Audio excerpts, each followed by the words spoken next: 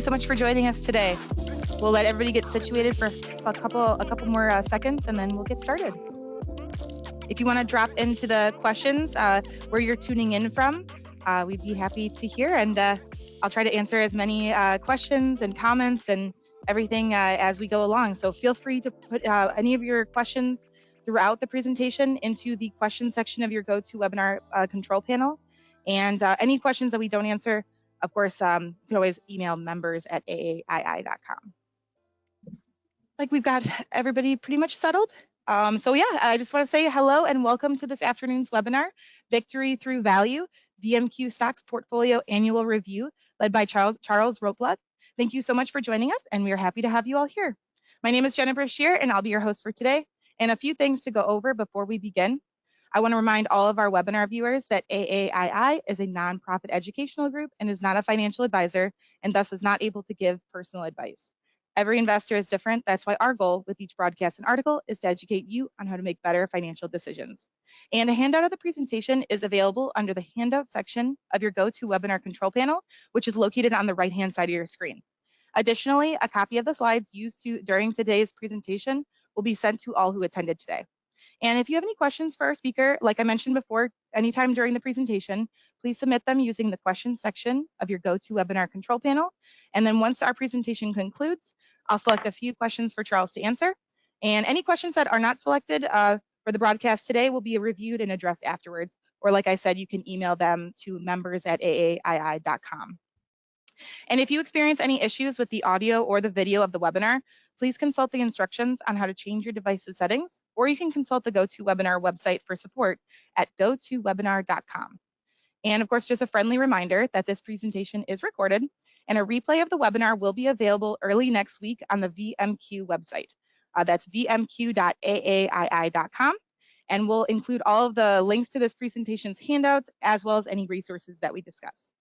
And for new viewers, we always like to give a little background about our organization.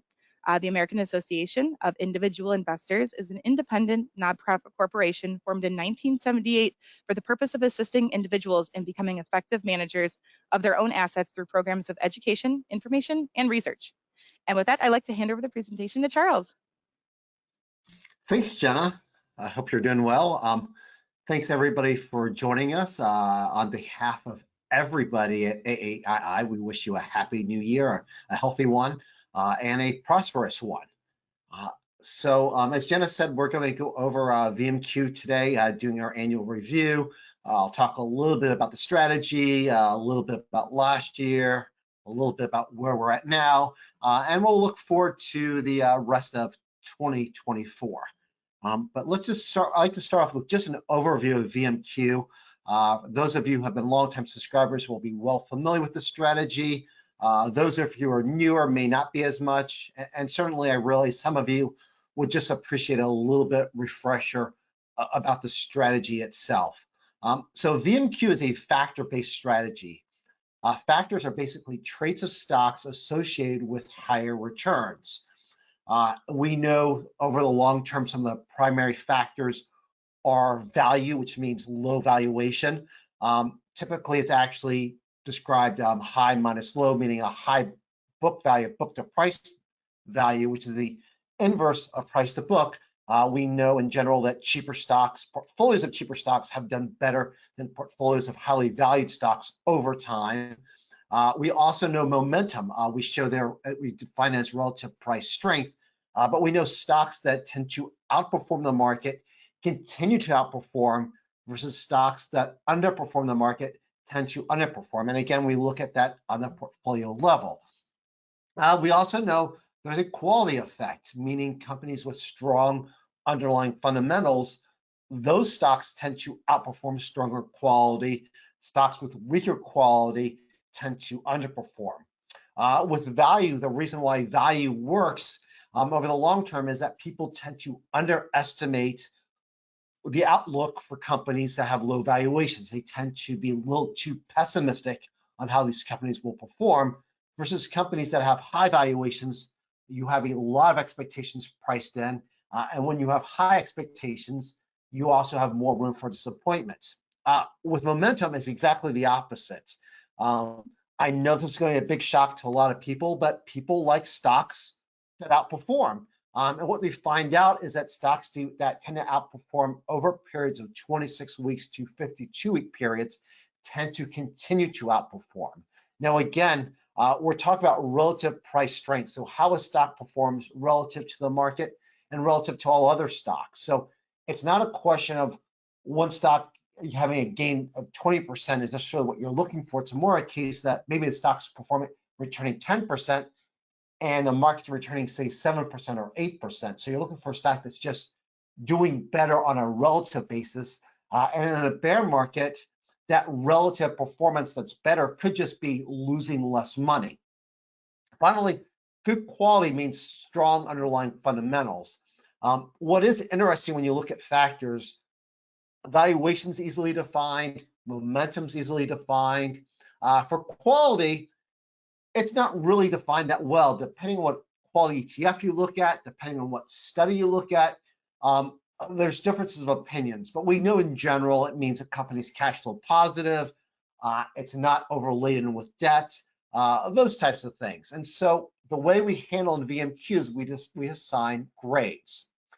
The grades are just like you had in school. A's and B's will make your parents happy. F's will get you grounded. And so our grades represent quintiles.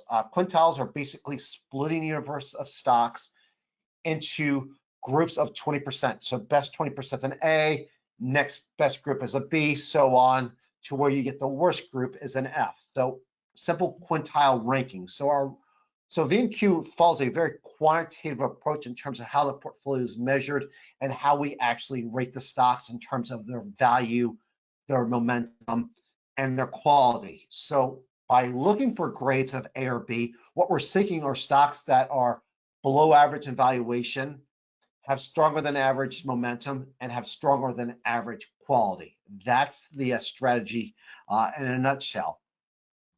So for the value score, we use a two-step process. First of all, we look at each individual stock's ratio. So right now I'm showing you for Taylor Morrison Home Corporation, one of the stocks we hold in our portfolio, Home Builder. Its PE as of last week was 6.4. That ranks in the 10th cheapest percentile of all stocks. And so we're always looking for valuation, cheaper is better. So in this case, TMHC is a very low valuation. That's a positive for value investors. But we actually repeat that process for up to 6 different valuation measures.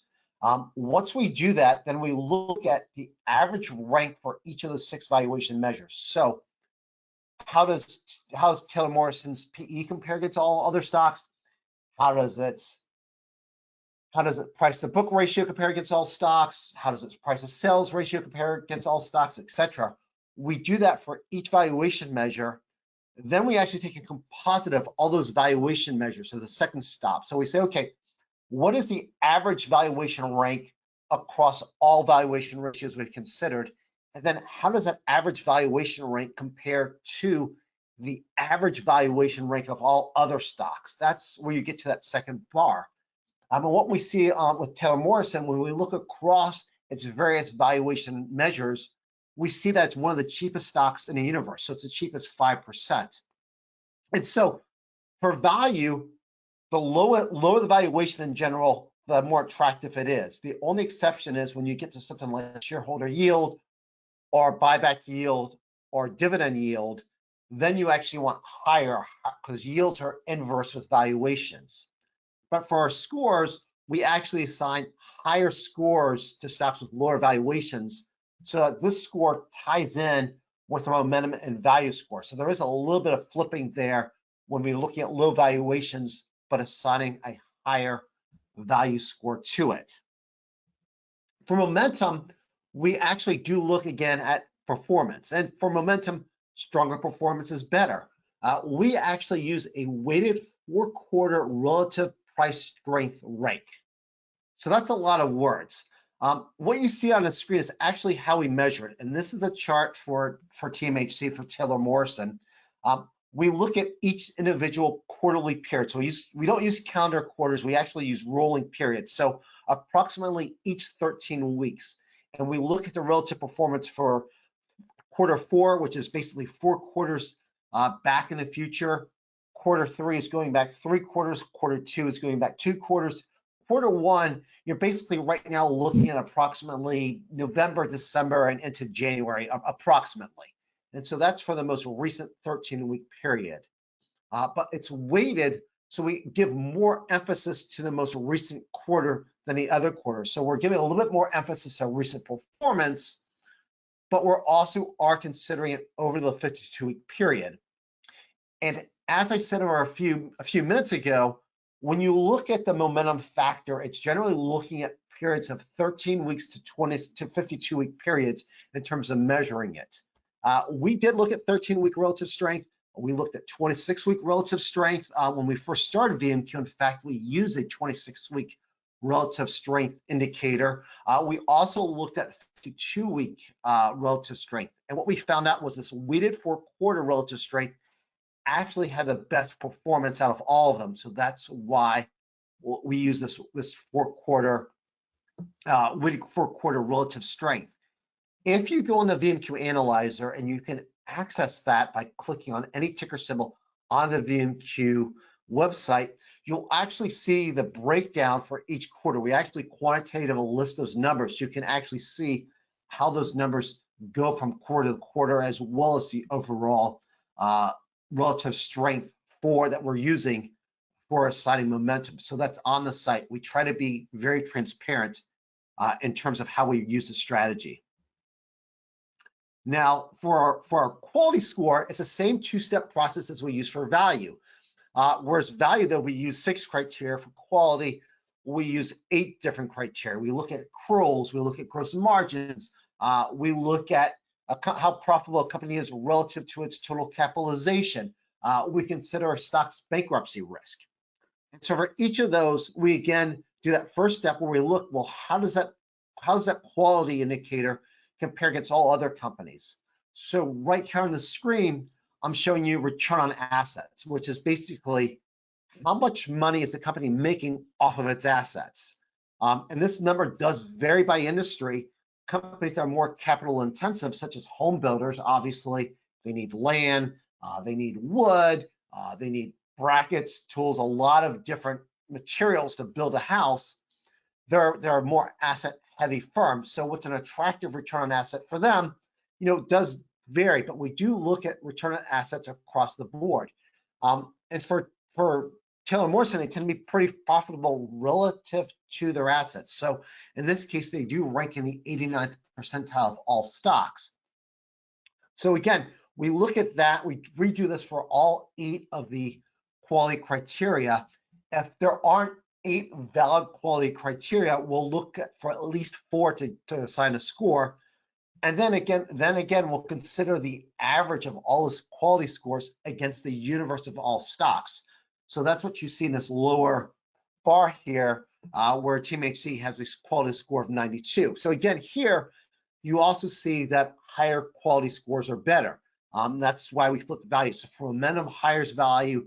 For quality, it's higher is better. From value, a higher score is better. And the scores directly relate to the percentile ranking. So this is telling you that Team HC, in terms of quality, is actually ranks in the top 8% of all stocks. Or more importantly, you can think of it as ranking better than 92% of all stocks in the universe. So that's our process. So VMQ, we look at those 3 scores, and then we look for stocks whose value, quality, momentum scores are A's or B's across the board to add them. When it comes to removing a stock, if the score for any of those 3 criteria falls to an F and stays F for 2 consecutive weeks, we will then remove the stock. And the reason why we have that 2-week rule is in case, particularly for momentum, a stock might have a little drop where it hits that F's grade and then it bounces right back. And so what we found in managing VMQ, though, having that 2-week rule allows us to reduce the number of transactions, not have so much turnover in the portfolio. Can it result in the stock perhaps dropping a little bit more where we should have sold in that first week? Yes, but the reverse is true. We're not engaging in too much transaction where maybe a stock had a temporarily bad week or just a bad month and it comes back. So it gives a little bit of breathing room, but not so much that we're letting the stock go on, and we're not getting rid of it when it is clearly violating our sell rules.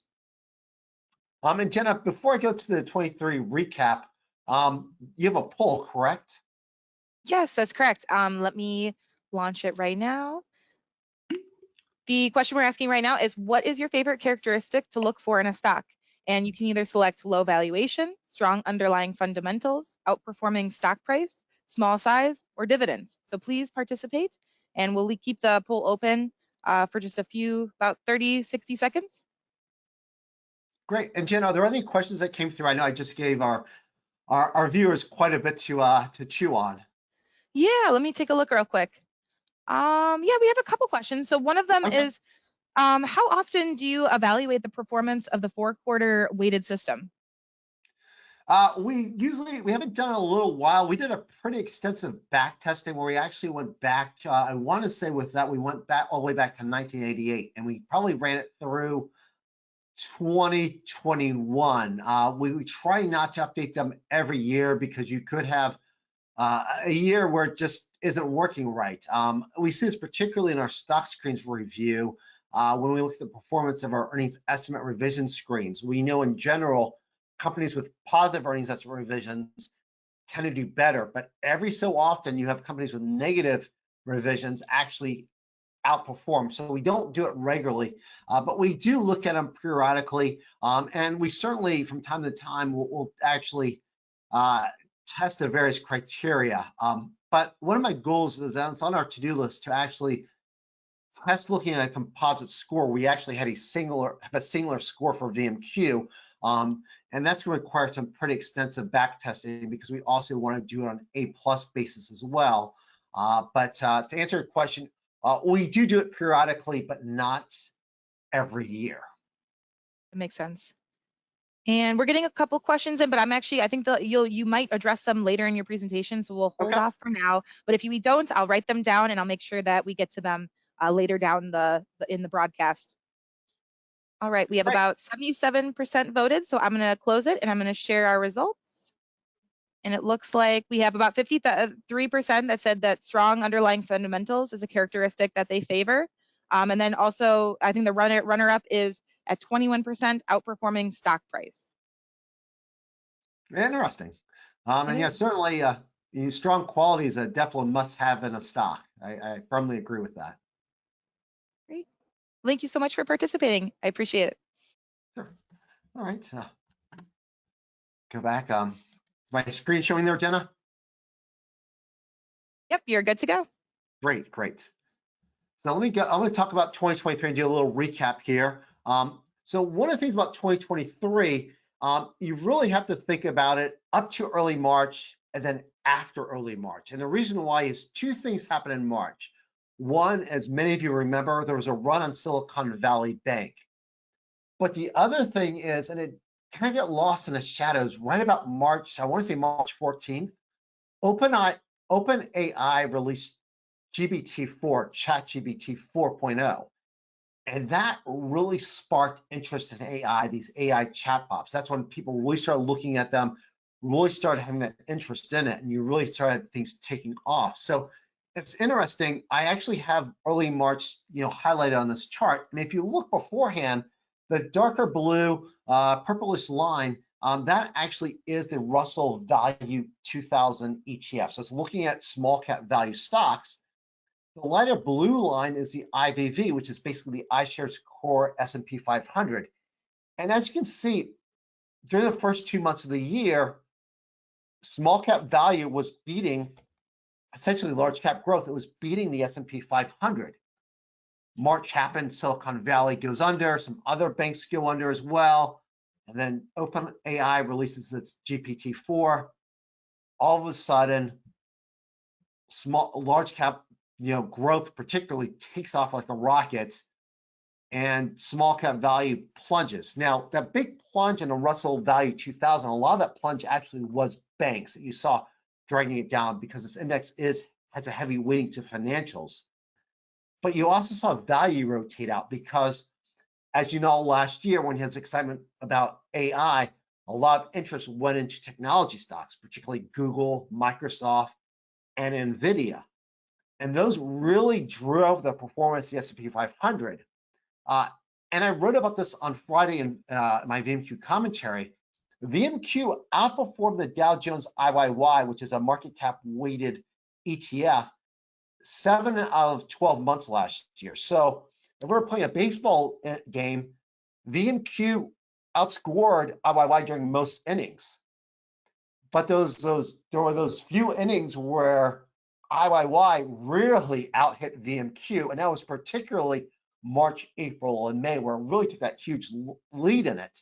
And it was really just a dramatic shift where you had the combination of banks being driven down, people becoming more risk adverse, and then also large cap going up, because not only did you have the bank crisis, you also had ChatGPT. But as some of you might remember, that's when we started having chatter about, will the Fed cut rates? And we had expectations throughout last year that the Fed would cut rates by December. As we know, they didn't. But you could draw a line in the sand, because after Silicon Valley Bank went on, it was just quarter-point rate hikes after that point by the Fed, and the Fed stopped in July. So that really was a turning point, not only in monetary policy, but also for the markets. And here's a chart to show you just how dramatic the change was. So these are actual returns. So these are 2023 returns. The first chart is showing our actual performance for the full year. You can see AAII, which is market cap weighted like the S&P 500, except it's a broad market ETF, but again, heavily weighted to the largest stocks in the US market. It outperformed VMQ over the full year by 6.5 percentage points. But if I just exclude March, April, and May, you can see how much better VMQ did. And part of the reason for this is because VMQ lags so much relative to AAII between that March, April, May period, it couldn't catch up. And if you go back to that simple example about gains and losses, you know, if you gain 10% on a dollar, you have $1.10. But if you lose 10% on a dollar, you end up with 90 cents. And so if you're down to 90 cents and then you gain 10%, you're at 99%. You're not back at $1, you're at 99 cents. So you actually need an 11% gain to go from 90 cents back to $1, versus you only need a 10% gain to go from $1 to $1.10. And so the way this percentages work, when you actually lag, that's what impacted with VMQ. Again, is going back to the other chart, we saw value go out of favor, we saw small cap go out of favor, and we saw large interest going to growth stocks, again, because that expectation, the excitement over AI, but also the expectation about the Fed potentially being done with raising rates and potentially cutting, which increases the value of future earnings. And we know growth stocks tend to be valued more on the value of future earnings than current earnings relative to value stocks. And so that's why you saw this big shift. And that really explains what happened with the performance for the VMQ model portfolio in 2023. It actually had a great year in terms of performance. It's just that AAII and S&P 500 had an even greater year. The other thing, just talking about timing here, it's just I want to go back to 2018 or VMQ, because I did talk about this as well, kind of show you visually. So we launched VMQ in January 2018, and we gradually built the portfolio. So the initial subscribers, people got in right at the very beginning, got to watch us actually build a portfolio. Unfortunately, as we were populating the portfolio in January, we were running right up to a correction in February. So we were adding stocks to the portfolio, really hit the short-term top of the market. Correction happened in February, but then we also saw value being out. So just 2018 turned to be a really rough year. Our timing of launch honestly wasn't great, but that happened. It's on our returns. We're not going to hide from it.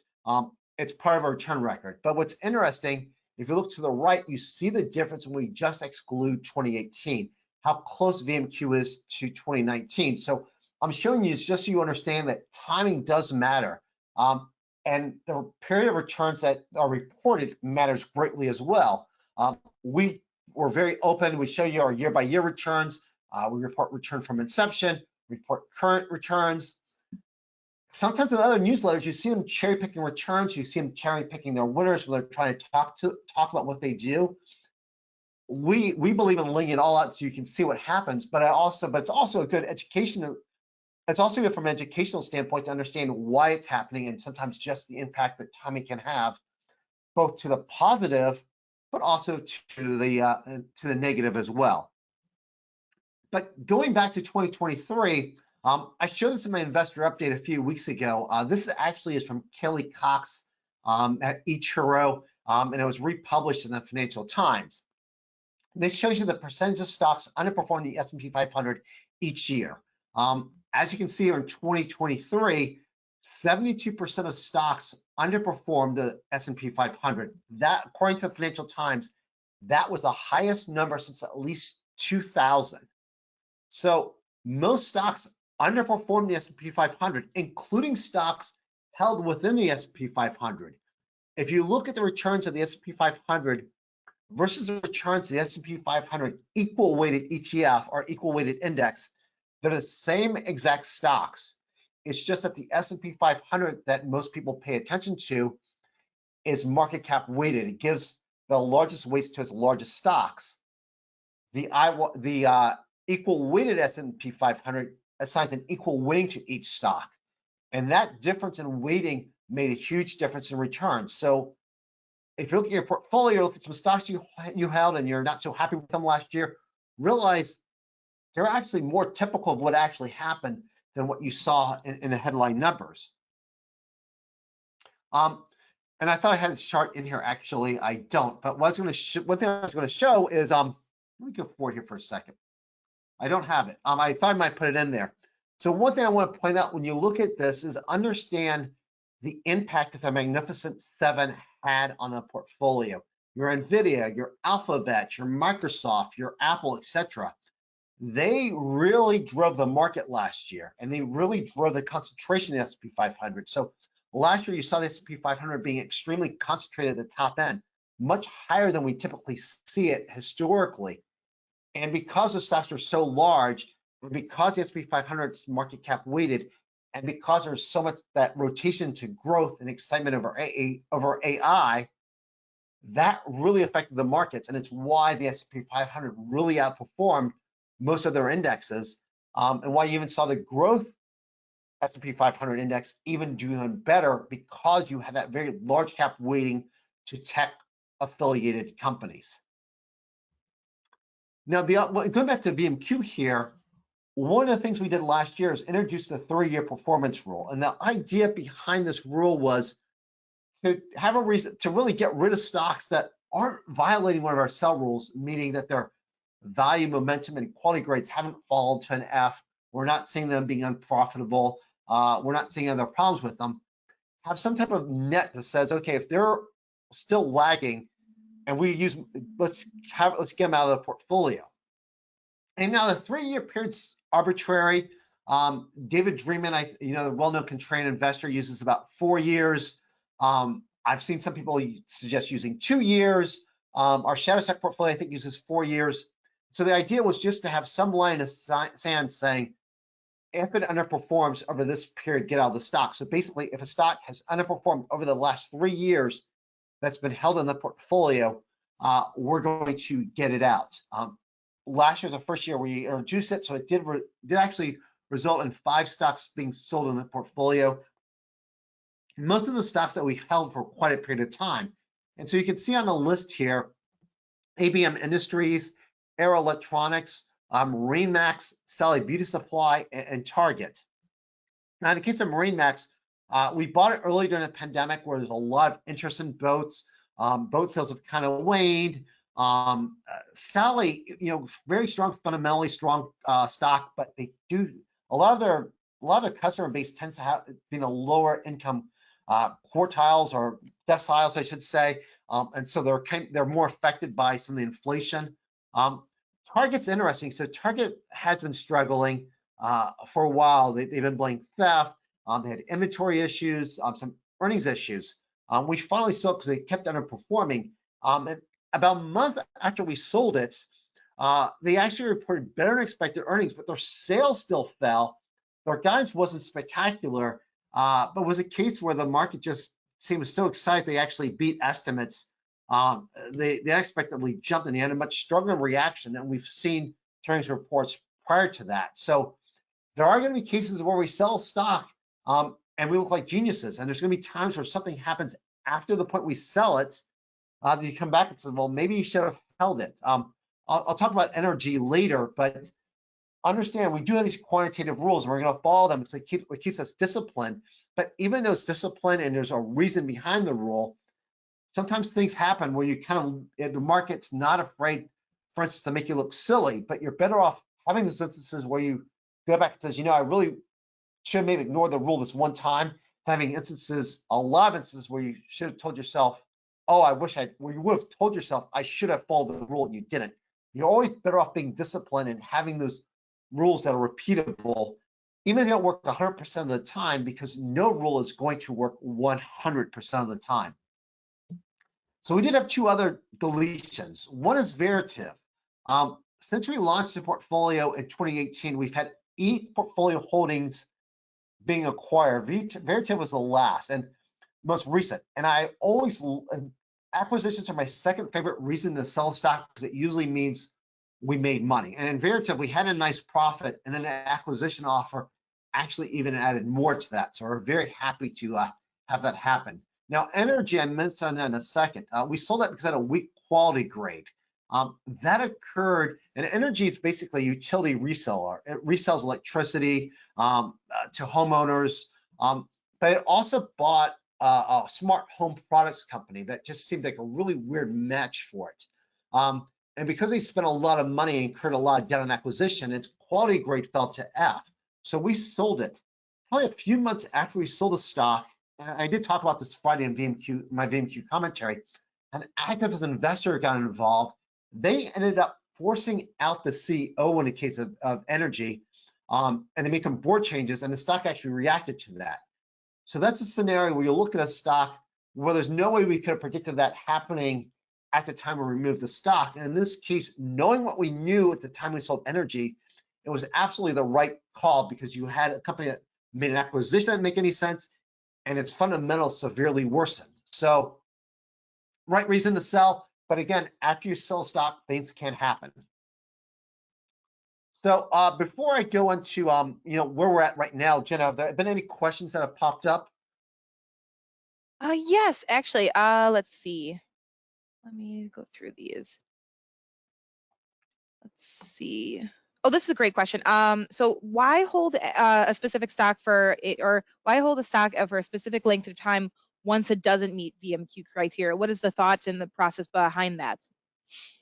Sure, absolutely. So our general philosophy at AAII is to let our winners run. So you can have stocks whenever you use qualitative criteria versus VMQ or another screen, where stock may not meet the criteria for purchase, but is still attractive. Well, we saw Veritiv was a case like that. We didn't always qualify, but it kept going upward. So when we look we want to do that. But the other thing is, when you look really at the data on factors, you really see the weakness when you start getting to about the lower third of quintiles. So you're looking at really like VMQ scores of 30 or less. That's really where you see the weakness. When you start getting into mid-range, say between 60 and 30, you generally get about market performance in that range for a given factor. And that applies to value, it applies to momentum, it applies to quality, it actually applies to size as well,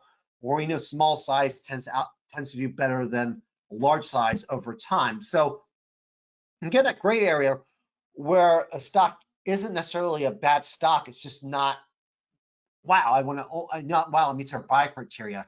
So we do that, but we also want to make sure we don't have too much transactions. When we first launched the VMQ, between the market volatility of having a recession hit, having a correction hit pretty early on, but we also had the momentum score being very tight with that 26-week relative strength. we found we had a lot of transactions, and I actually heard from VMQ subscribers saying, hey, you're turning this over too much. I thought there's too much transactions going on. So we try to be conscious about how many transactions we make over time. So it's really a combination of those three reasons why we don't sell stock once it's grade stop being A or B. That makes sense. And we got another question because I know you're talking about criteria and sticking to a plan. So we had an attendee asked, is there any special circumstances where you would deviate from the criteria either when buying or selling a stock for the portfolio and use your own judgment? That's a great question. And two-part answer to that. So on the buy side, we do due diligence before we buy stock. One of the things I take a look out is to make sure the company's not a controlled company. I'll show you a little bit later. Dell is actually passing the screen, or at least it was last week. Michael Dell holds a pretty substantial stake in that. But we also look for red flags. I want to say it was EDM. It's a few years ago, so my memory's a little bit wrong. Could be a little bit off on this. But I was reading through the SEC documents, and we actually do look at the 10K filing, which is an annual filing required by the SEC, and we just look for red flags. And we saw that that company had taxation issues and taxation problems in Brazil. Now, I don't know anything about Brazilian tax law, but I do know that I don't know anything about Brazilian tax law. If a company's saying it could be a potential red flag, I don't want anything to do with the stock. So we look for those types of things. We do consider, when we look at the stocks, we do also consider diversification of the portfolio, how much exposure we have to, say, a particular industry. In those cases, we may not pick the first stock that we look at a VMQ ideas list. We might go down the list to try and have some diversification. Certainly, we've been trying to avoid having too many commodity stocks in recently, too many energy companies. So we'll make exceptions like that on the buy side. On the sell side, if we were to really see the companies perhaps staying unprofitable, if the company really had, I think, something really bad happened with its balance sheets, they were delaying their SEC documents, we would do that. We would sell in that scenario. Obviously, I think if we really sense there's a scandal going on, that would be another instance where you really just had kind of these these odd events that are worrisome but don't happen very frequently. A case like that, we would certainly consider selling it. But by and large, we try to stick to the rules as much as possible. Makes sense. And thank you so much for answering those questions, and I'll let you continue.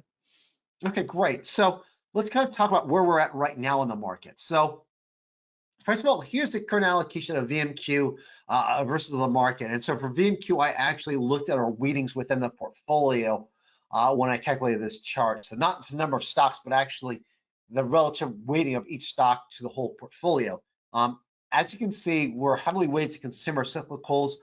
Since we've launched VMQ, we've seen a large number of consumer cyclicals appear on the VMQ ideas list. Typically because they've had lower valuation ratios. But we're also heavily weighted to industrials.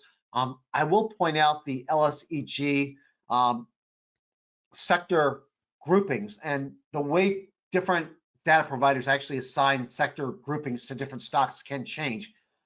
Industrials is a really big catch-all type group, but we're about a third to industrials.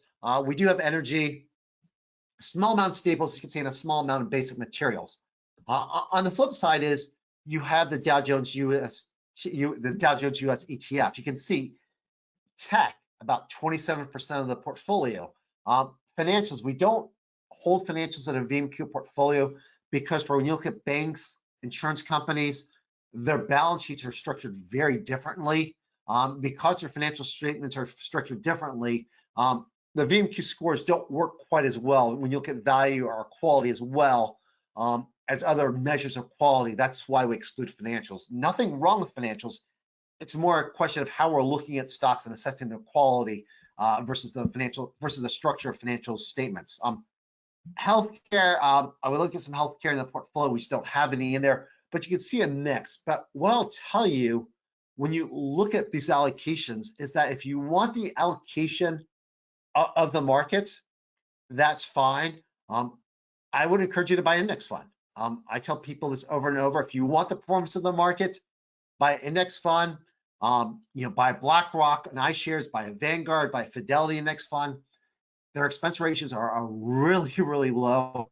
You're not going to get any cheaper than that. But if you want to beat the market over the long term, then you need a portfolio that's going to be different than the market. And if you're going to have a portfolio that's different than the market, you better be comfortable with having returns that are different than the market as well. That means you're going to have years where it looks really great and you're going to outperform by a large amount.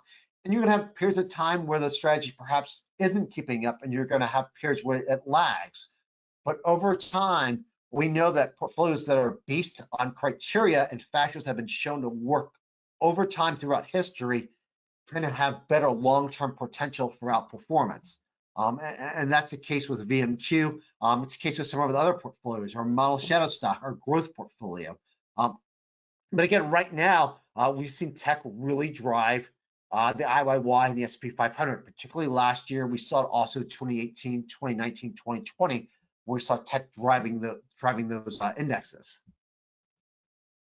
The other thing that's going on is we're seeing small caps continuing to be undervalued. Credit to John Mikowski for this chart. This is showing the price to book value for the S&P 500 large caps versus the S&P small cap 600 small caps, and the difference between the two. As you can see, the historical average, small caps have been about 0.66, of large cap valuations. Now they're close. The difference is much wider. You can see here, S&P 500 stocks have a price to book ratio of about 3.4. Small cap stocks have a valuation ratio of 1.81. What's interesting is John actually created the second chart for me, showing you on a PE basis. And again, you see this differential. Now that horizontal bar you see on this chart, and you actually see on the chart right beforehand, the black line here, kind of the orange line here, that's the historical average. And you can see where small cap stocks are historically undervalued relative to large cap stocks, and by a wide margin. We've been noticing this for a period of time. I've seen other people notice it as well. Other market professionals notice this as well.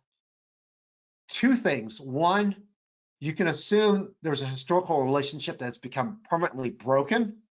Or two, what I think is more likely the case, and you can look here on this chart when you look at the PE in the the late 1990s during the dot-com boom.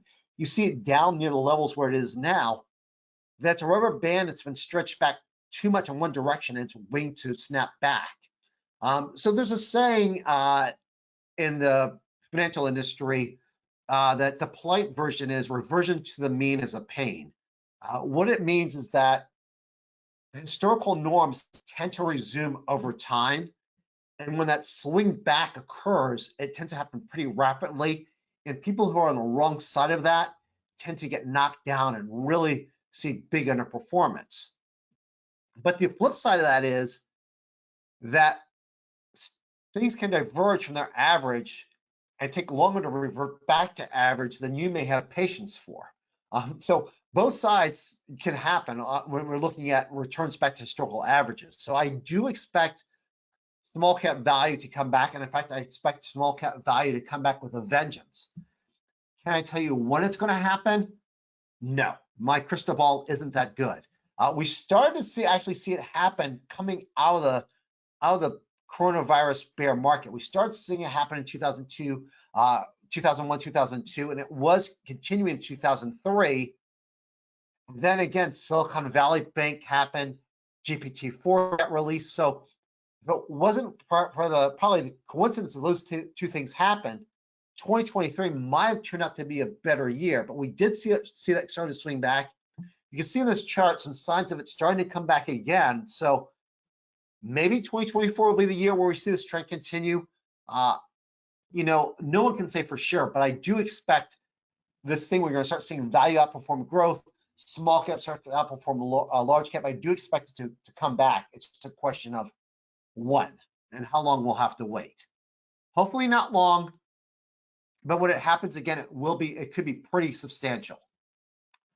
Now going back to S&P 500, here's a chart I mentioned earlier that I thought I had included. This is showing you. This is from J.P. Morgan's Assets Guide to the Markets. As a quick side note here, if you want to see a lot of interesting charts showing you what's happening in financial markets, just Google this. Just type in JP Morgan Guide to the Markets. It's completely free, full of interesting charts, and they update it monthly. But what this one chart's showing you, it's showing you how much the top 10, the largest 10% of stocks had, how much weight they had in the S&P 500. So again, the S&P 500 is market cap weighted.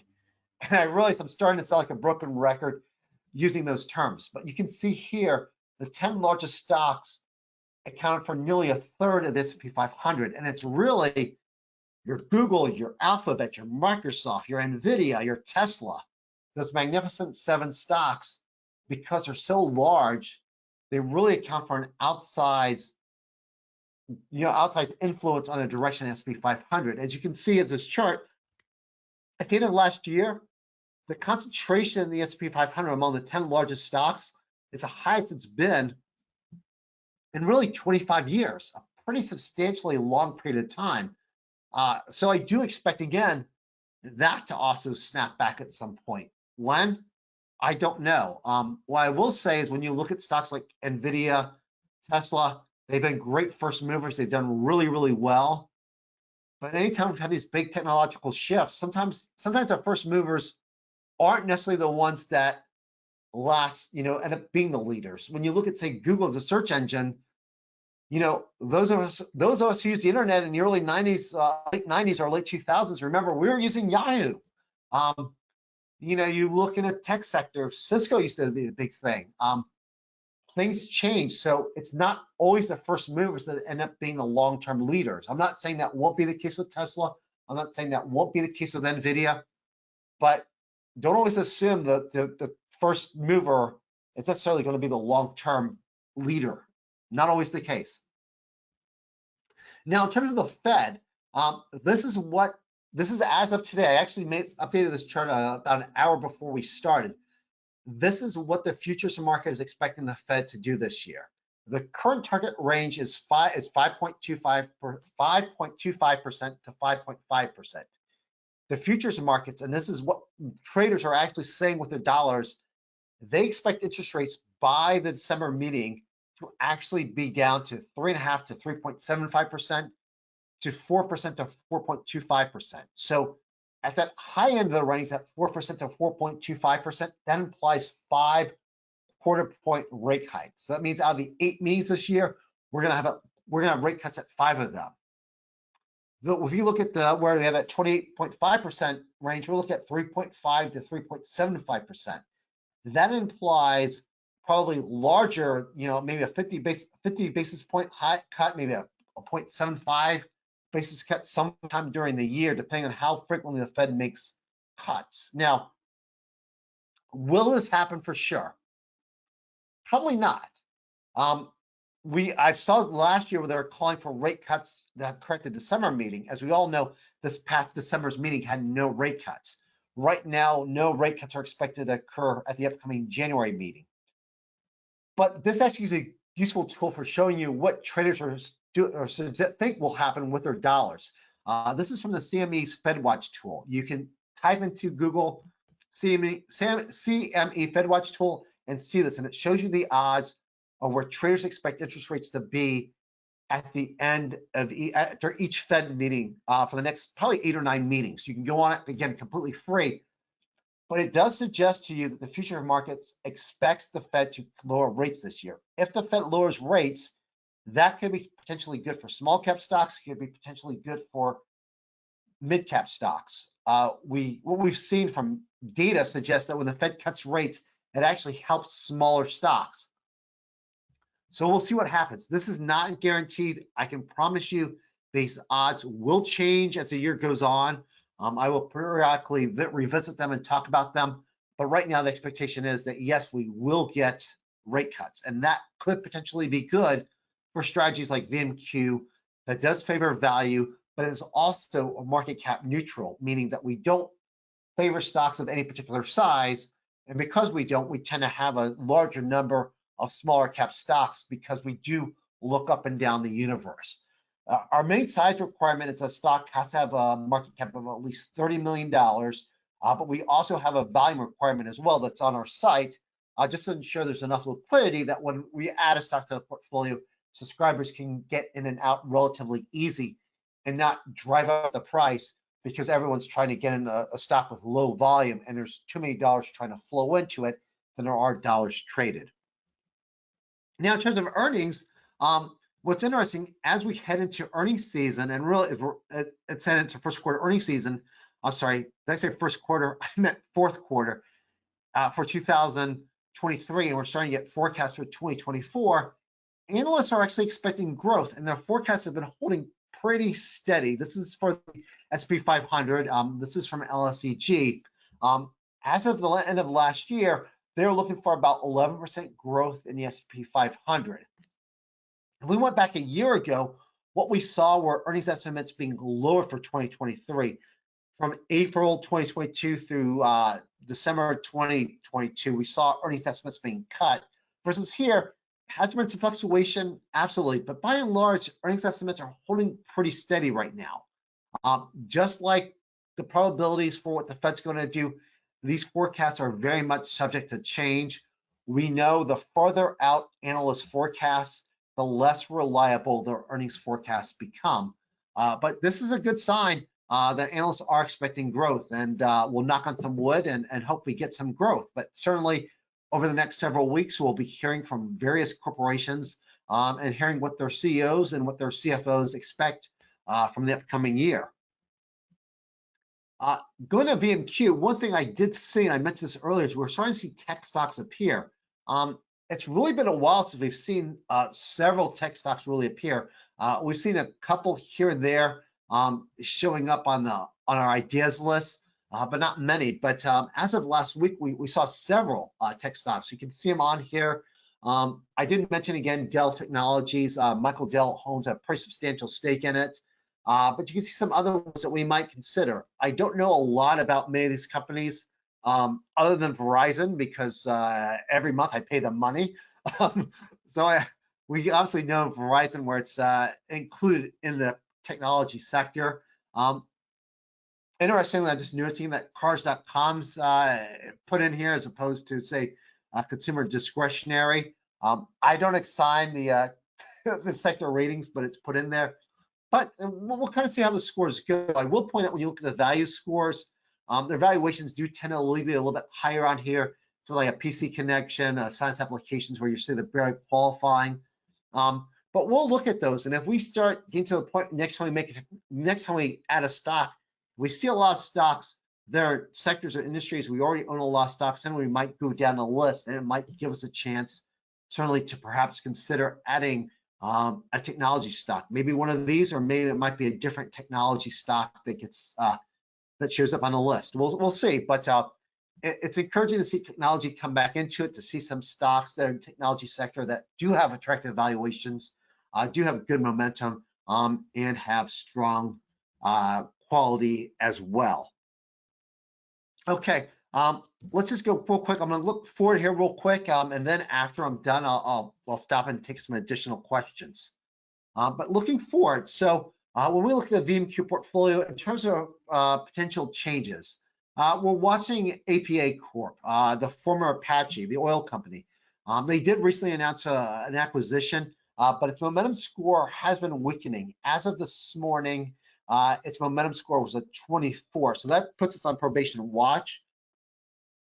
Should its momentum score fall to a 20, and it's a 20, meaning or lower, meaning a momentum grade of F or lower on a Friday, we would watch it for one additional week, and if it stayed, again, an F on Friday, again, that second week, we would remove the stock. And the reason why we look for F on consecutive Fridays, it just adds continuity and it actually allows subscribers to know when we're exactly going to sell stock versus kick it out. We typically actually make the decisions typically on Thursday, so we have time to write the deletion, but also write up the addition alert for the new candidate. So we're watching that. The problem with Apache and even Silverbow is just that oil prices have dropped.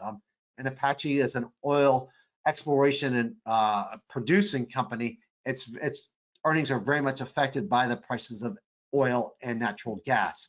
Primoris, a stock I own, it'll hit its 3-year mark in February. At that point, we'll look to see how it's performed relative to the IYY.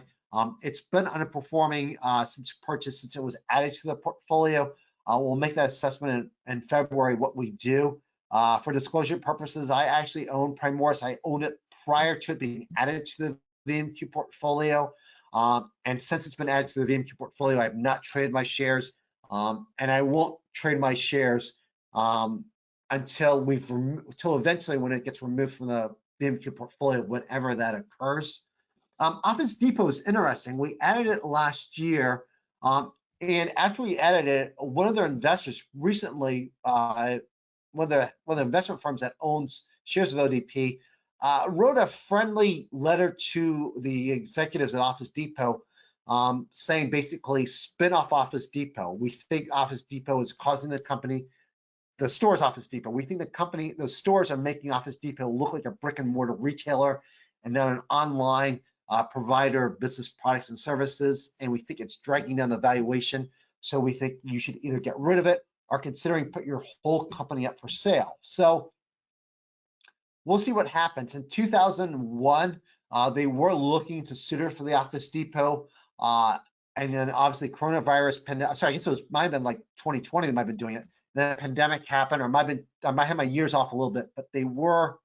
So I stopped talking because I might have my years off a little bit, but they were looking for suitors for Office Depot. So we'll see if they get prior to doing that again, what happens if they do spin off Office Depot, either selling it to another company or spinning it off as a separate company. We'll evaluate then. We may have to wait and see what the financials are like, but that would be an exception to our sell rules if we actually do see a split like this happening. Depending on how the company that survives looks like, we might make a decision to part with the stock at that time. Not certain, we'll see what happens. With Silverbow, also active investors, one of the active investors, Rotblut, has been very vocal in its criticism of how Silverbow has been managed. They've been come out publicly said that the way Silverbow's management's been acting is hurting the company. They are very against Silverbow making the acquisition of assets from Chesapeake last year, and they're threatening to actually shake up the board. So we'll see what happens with Silverbow later this year. We'll see if they are able to shake up the board and whether or not they push Silverbow to actually become an acquisition target.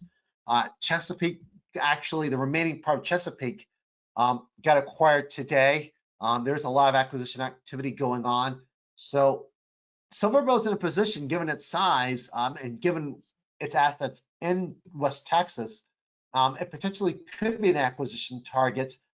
I have no ability to predict which of our companies in our portfolio will be acquired next, but you know, it's possible we might see one for Silverbow, but possible and will happen are two very different things.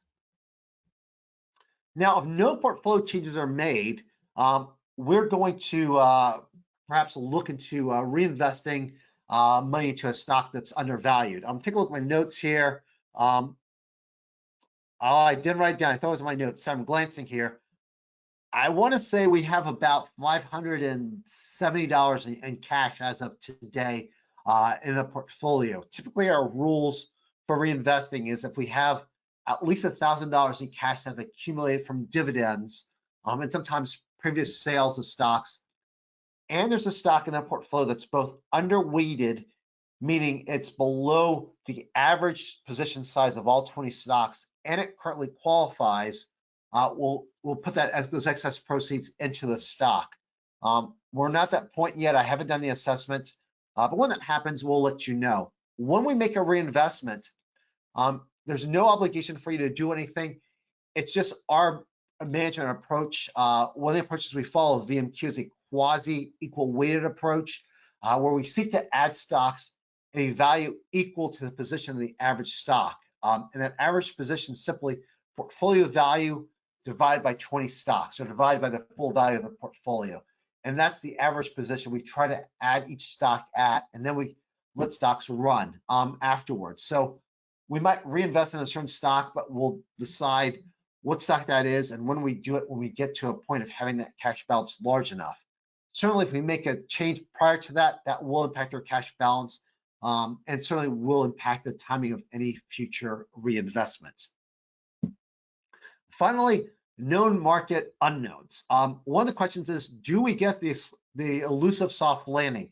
Historically, the Fed's done a really bad job of raising rates to slow the economy and not having the economy severely slow down or fall into recession. Some people are actually starting to mutter the soft landing term now. Treasury Secretary Janet Yellen has as well. We'll see. The jury's still out there, but soft landing means pullback in inflation, but sustained economic growth. Again, going back to that chart I showed you from the CME, will we get interest rate cuts, and how many will we get this year? Nobody knows for sure.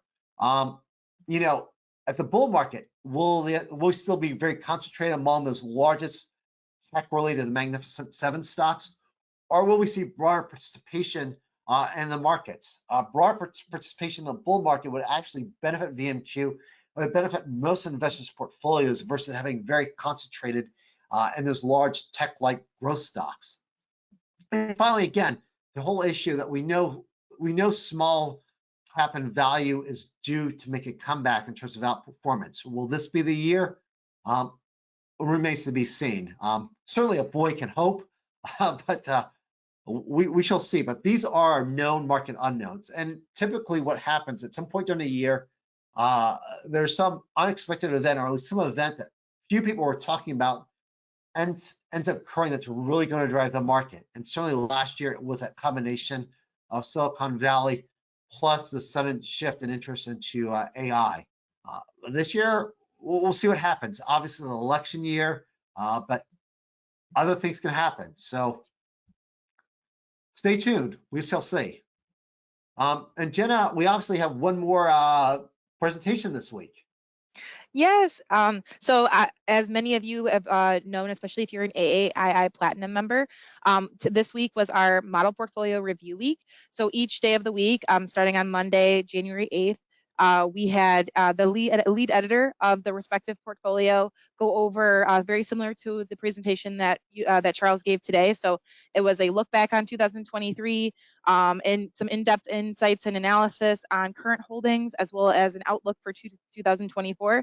And so if we have this special going on, this trial offer, that for $1, any member can basically get a 30-day trial paired with access to the model portfolio review sessions that we had this week. So tomorrow is our final session, which is Stock Superstars Report with our president, John, and that will be at 2 p.m. Central tomorrow afternoon. And then also, respectively, if you go ahead and follow the link that's listed on the screen, if you decide you would like to try a 30-day trial for any other products, you will get access to the on-demand versions of those recordings early next week once they become available on the respective sites. They'll be under the how-to and then the videos tab, and you'll be able to access all of the growth, the dividend, the VMQ stocks, and then and also the SSR.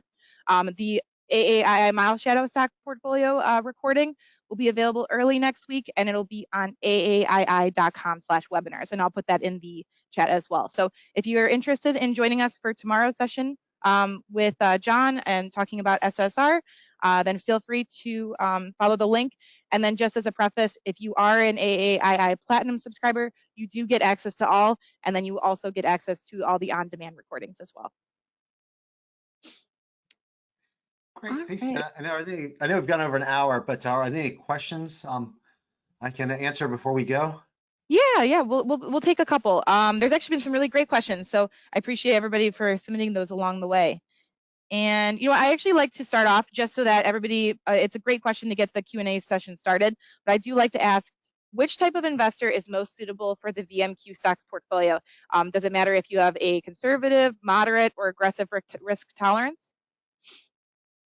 Yeah, so it partially depends on where it fits in your portfolio. VMQ is going to be more volatile just because of what it invests in terms of, looking at stocks of smaller sizes, using momentum.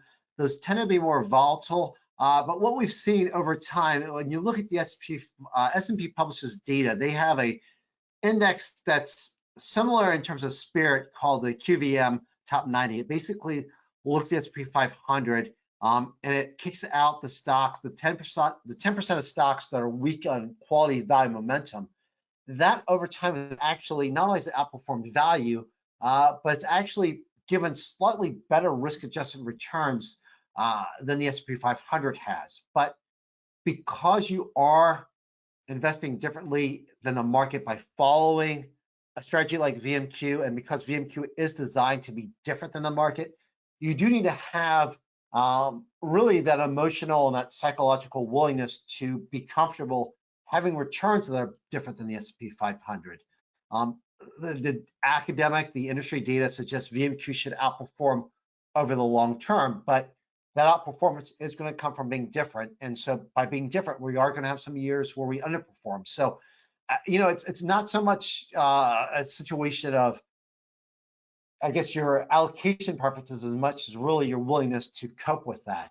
But certainly, when it comes to its overall allocation, we typically say that people have money they need within the next, say, 2 to 4 years. That money, regardless of the type of stock strategy you follow, you should make sure that you have at least enough cash flow to cover the short-term spending needs, regardless of what strategy you follow. That makes sense. And, the VMQ stocks portfolio has been obviously around since 2018. So we had a member ask, how would you recommend new subscribers who just are just getting involved in VMQ, invest in the current holdings? Since some of them are, were purchased in 2018, what are your recommendations for someone who is getting in right about now? Sure, great question. So we suggest starting out with the stocks that are actually listed as qualifying. You'll see that in the portfolio tab on there. It's on the right-hand side. Qualifying stocks are those that are in the portfolio that have value, quality, momentum grades of A or B. If your desire is to track the performance of the full portfolio, certainly can buy the full portfolio. We do suggest buying at least 10. So if you want to just buy a subset of the portfolio, I would suggest buying those stocks, and there's not 10 that are currently qualifying. Then wait for us to add a new stock, or certainly wait for us to add either of us for you to add a new stock, or wait for an existing stock that isn't current qualifying becomes qualifying. You do have the other option too, if you like the strategy of VMQ, but you want to perhaps build your own portfolio. You certainly can take a look at the VMQ ideas list as well. That is all the stocks that currently qualify for VMQ according to our rules. The difference is that the VMQ model portfolio actually is a curated portfolio. We're watching it. We're providing updates on those companies. We've done some due diligence on those stocks. Versus the VMQ ideas list, exactly what it says. Here's the list. Here's everything we're doing. Certainly, you have access to both, but I wouldn't worry about when it was added. I would really focus on the grades. Is it still a value grade of A, a value grade of A or B, a momentum grade of A or B, and a quality grade of A or B as well? And to kind of piggyback off the initial question, and something that you mentioned about the ideas list is, how frequently do you update the recommendations on the ideas list? Are those updated, weekly, monthly? And then also, how closely is the analyst at AAII following that list and making, is subbing the ones out, and especially if one doesn't qualify anymore? Yes, so the VMQ ideas list, because VMQ is a quantitatively driven strategy. The ideas list gets updated nightly. So the morning after every market close, the morning after every trading day, that list gets automatically generated from our database. So we're not actually monitoring all the companies on there. There's about a ballpark here. I could be a little bit off, around 130 companies on that list. We don't actually go through the list. That just goes quantitatively driven based on the grades.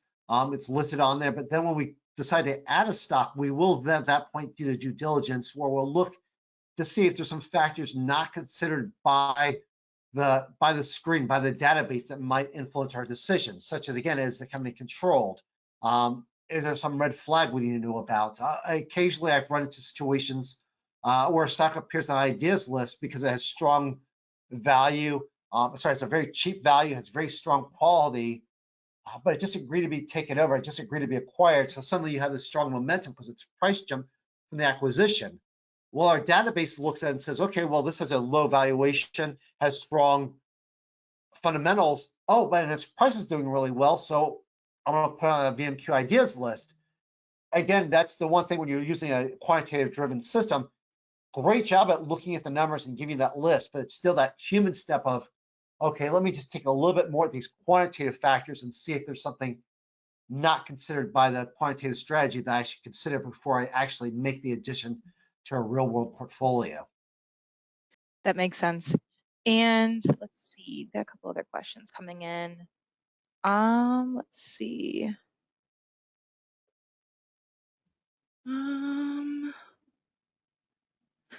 So we talked about the ideas list and the portfolio separately, but also, if of all the stocks that qualify for the VMQ stocks portfolio, how do you select, the one or two for replacing those that no longer meet the standards? So you said, a couple are on the probation list upcoming. So how would you go about like selecting what could replace it? Does that come directly from the ideas list, or is there another way that you typically use to fill that space?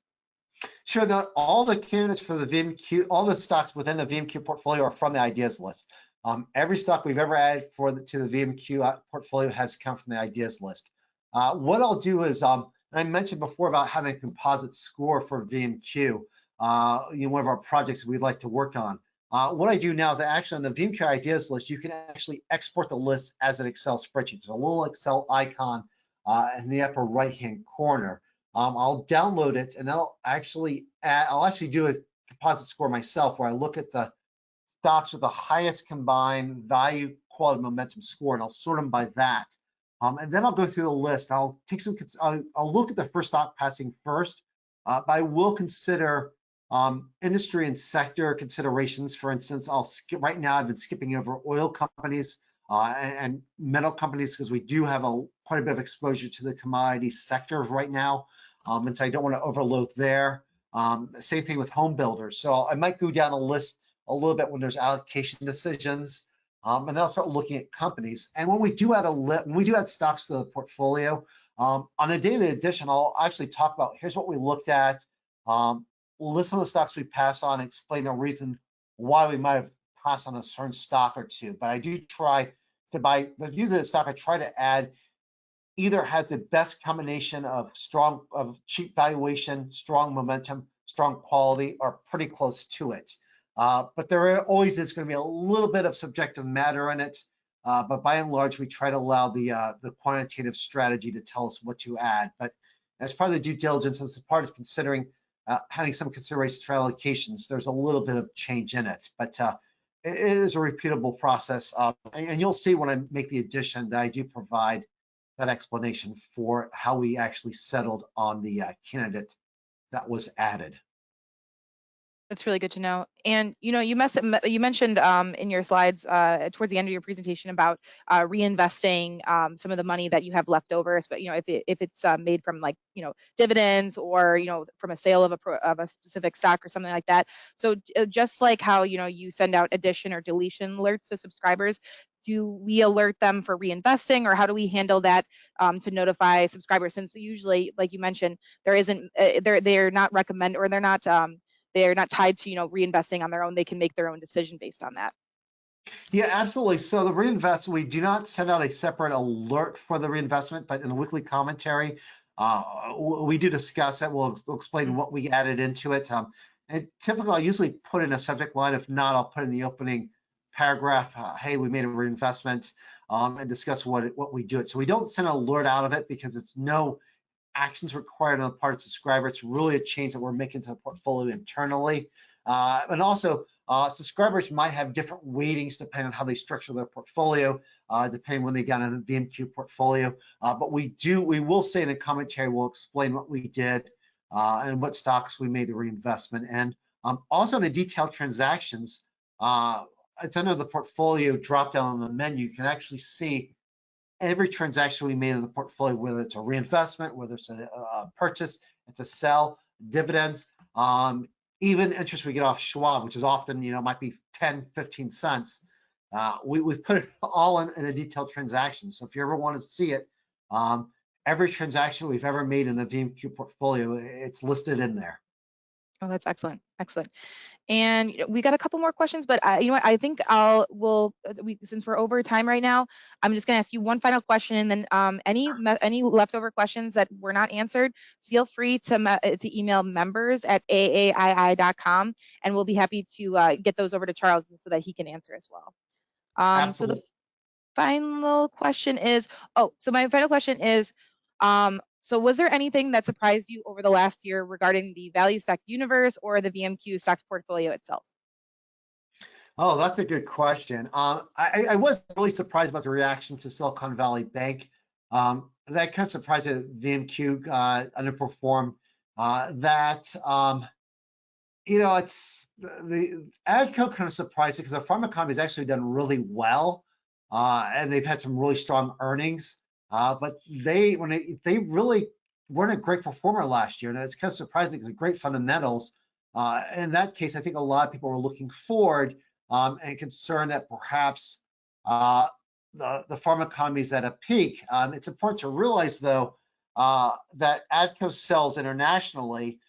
They do quite a bunch of sales in Brazil, so it's a different market down there than say what you might see in the U.S. and Europe. So I'd say that's probably one of the surprises I saw there was just how well it did. I think on the flip side, United Rentals had a much better year than I actually expected. It really is one of our top performers for the year.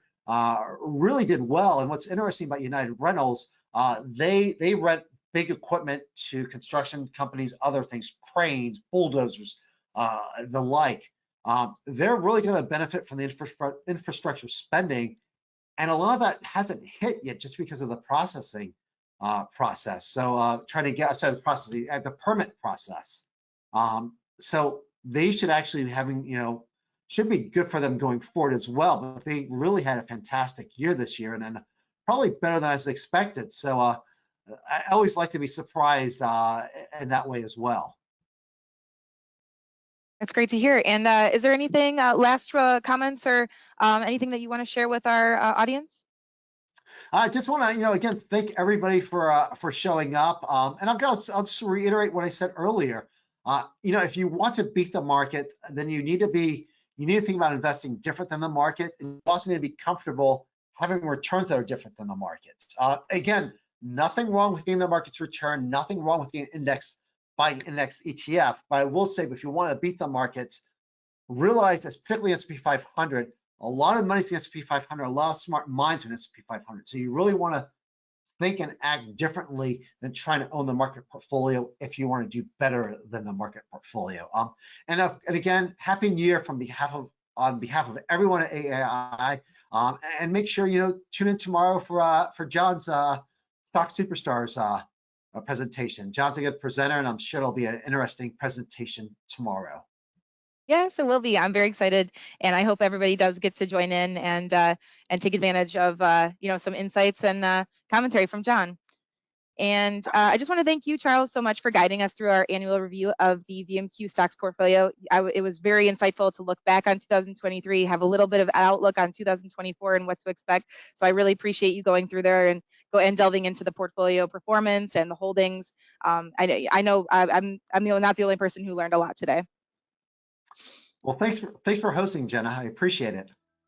Thanks. And just to reiterate, if we didn't answer your question and you still need some answers, feel free to email members@aaii.com. And then if you also have any membership questions, pricing, costs, feel free to send those questions as well to the same email.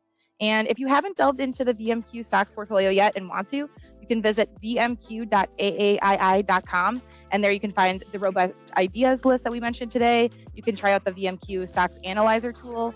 You can view portfolio performance. I know we had a couple questions come in, what was the performance of a specific year? So you can view it there. You can also read weekly commentary and insights from Charles, and then also check out the how-to section if you want to get started. And just to mention again, because we also got a couple questions about this during the presentation, that the webinar is recorded, and a replay of the event will be available early next week on the VMQ stocks website. That's vmq.aaii.com. And that will also include the links to this presentation's handouts and any resources that we discussed today. So, and with that, we wish all of you viewing good health, good fortune, and a great rest of your day. Thank you so much and take care.